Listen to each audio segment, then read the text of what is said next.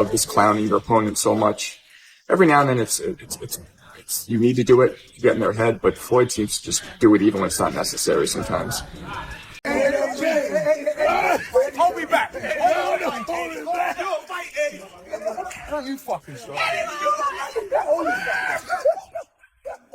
There's no doubt that Terence Crawford and Canelo Alvarez will clash later this year.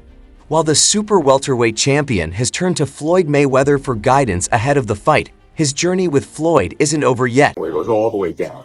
Beautifully done. Ooh, there's a nice counter, and now Floyd's clowning him again. You know, I'm not a fan of this. Terence Crawford has been training rigorously in camp, with Floyd Mayweather playing a key role in refining the crucial aspects of his boxing.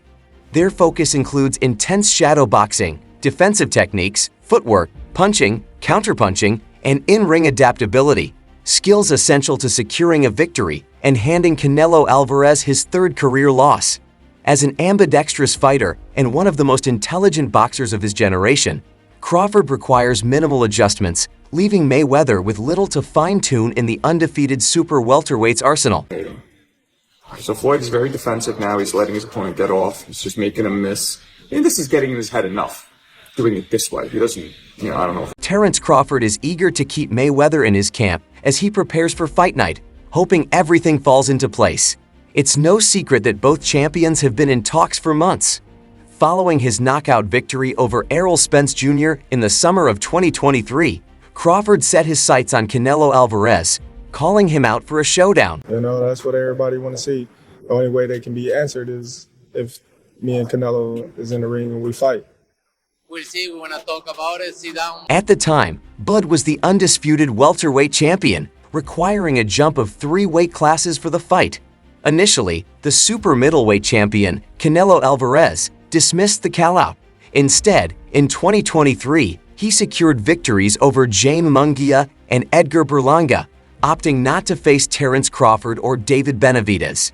Meanwhile, Crawford continued moving up in weight, claiming the WBA and WBO interim titles with a decision win over Israel Madov in August. In recent months, rumors of a showdown between Canelo and Crawford have resurfaced. Saudi boxing promoter Turki Al-Sheikh has met with both fighters, and now the stars appear to be aligning for this massive bout. I respect Crawford. He's a great fighter, and I always say that, no disrespect to him. But, As first reported by The Ring magazine, the highly anticipated fight between Canelo Alvarez and Terence Crawford is officially set for September in Las Vegas. However, neither fighter has confirmed the bout yet. While the matchup is finalized, many details remain unclear, including the exact date and venue. The event will be promoted by Turki Al-Sheikh's Riyadh season and is expected to air on pay-per-view. Sometimes it's a little crazy that people talking about a small fighter like Charlo. He's big.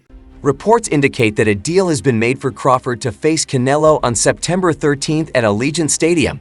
Meanwhile, David Benavidez has shared his thoughts on the fight. Many observers believe Canelo Alvarez will be too big for Terence Crawford, who will have to move up 2 full-weight divisions to face the unified super middleweight champion. Which he is big, and everybody's talking about if I'm gonna face Crawford, fighter 147, who is smaller than Charlo. So no make sense.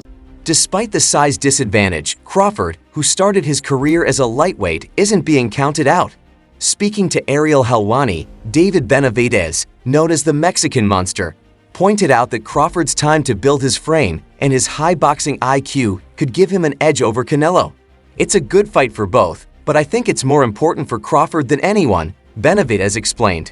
If anyone can beat Canelo, I think Crawford could, said Benavidez. The size difference could be a huge factor, but it's still a great fight.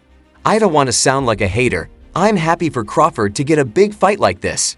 I give him a 7 to 10 chance of winning. Crawford is a talented fighter, and knowing he's been preparing to face Canelo for a long time, I'm sure he's been working on the weight. With his high boxing IQ, he has a good chance of making Canelo uncomfortable and hurting him. I wouldn't be surprised if Crawford wins. While many believe Canelo is not eager for a showdown with David Benavidez, the LA native is confident the fight will happen eventually. "I think it will happen if I keep doing what I'm doing," Benavidez said. "I've shown I'm a big enough name, and I'm making my case.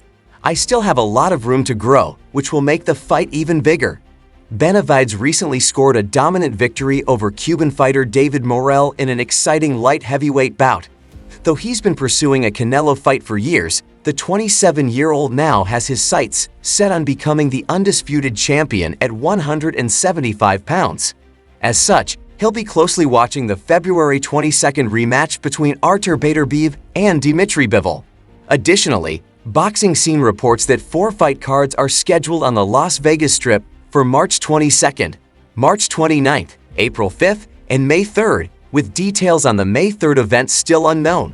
The May 3rd date is one to watch for Canelo, as he's fought during the Cinco de Mayo weekend every year since 2019 except for 2020. 3 of those 5 bouts took place at the T-Mobile Arena, so it's easy to make the connection. However, it's not a certainty given the significance of the upcoming Crawford fight.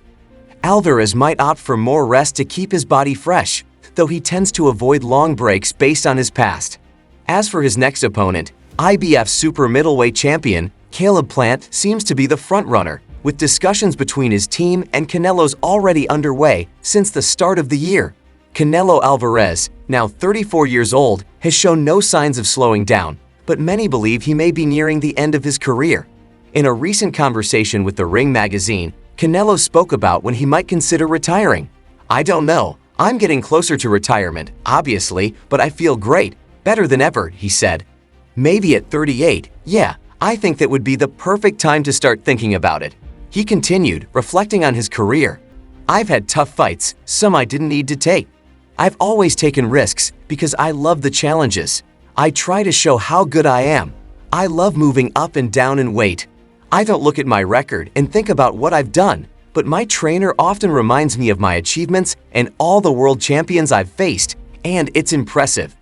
Canelo Alvarez last defeated Edgar Berlanga in September 2024, and reports indicate that his long-rumored fight against Terence Crawford is close to becoming a reality in 2025.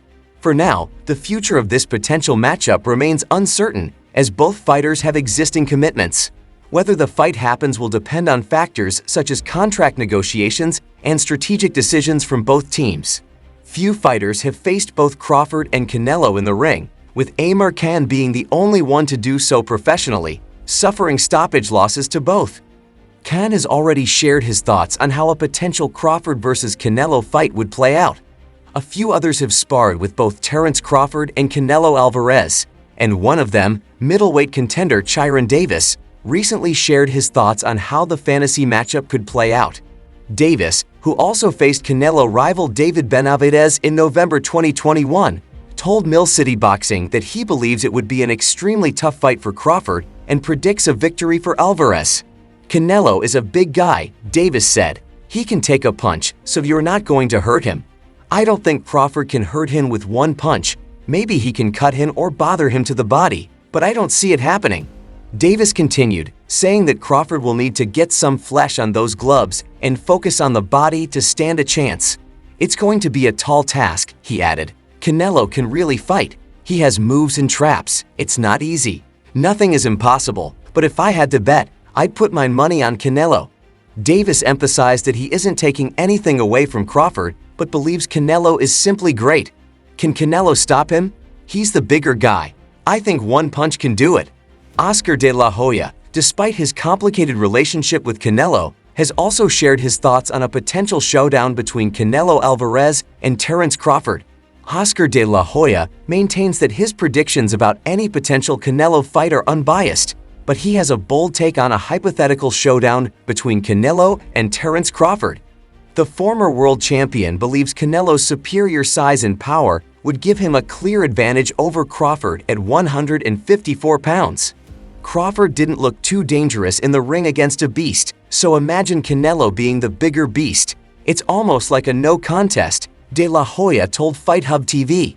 When has a smaller, skilled guy ever beaten a bigger, skilled guy? It's never happened in the history of the sport. It's rare. Despite Crawford's renowned technical ability and punching power, De La Hoya believes he would face a significant physical challenge against Canelo at his natural weight,